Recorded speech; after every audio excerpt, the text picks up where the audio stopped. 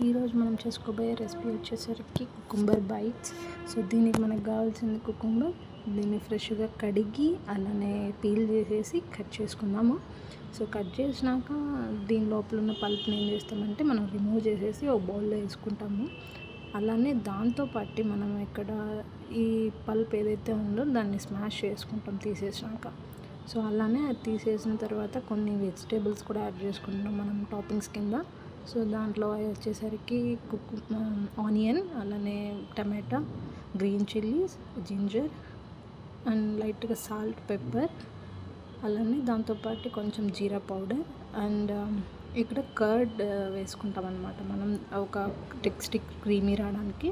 So అలానే ఇంకా next ఈ కుకుంబర్ ఏదైతే కట్ చేసుకున్నామో వాటికి జస్ట్ మనం salt and then red chilli అంటిస్తాము. అలానే మనం ఏదైతే స్టఫ్ ప్రిపేర్ చేసుకున్నామో దాన్ని ఈ కుకుంబర్ లోపల ఫిల్ చేసుకుంటాం అన్నమాట. అండ్ దెన్ నెక్స్ట్ వచ్చేసరికి కార్న్ఫ్లేక్స్ మిక్స్చర్ ఉంటే దాన్ని జస్ట్ క్రష్ చేసేసి పైన గార్లిష్ లాగా చల్లేసినాము.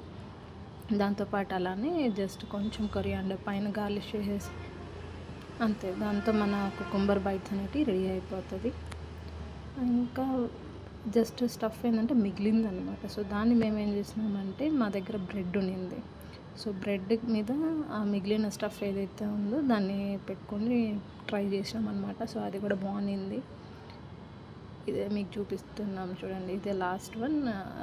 లైక్ ఇట్లానే బ్రెడ్ మీద మిగిలిపోయిందంతా పెట్టేసుకొని తినేసాం. చాలా బాగుంది, ఇది ట్రై చేయండి మీరు కూడా.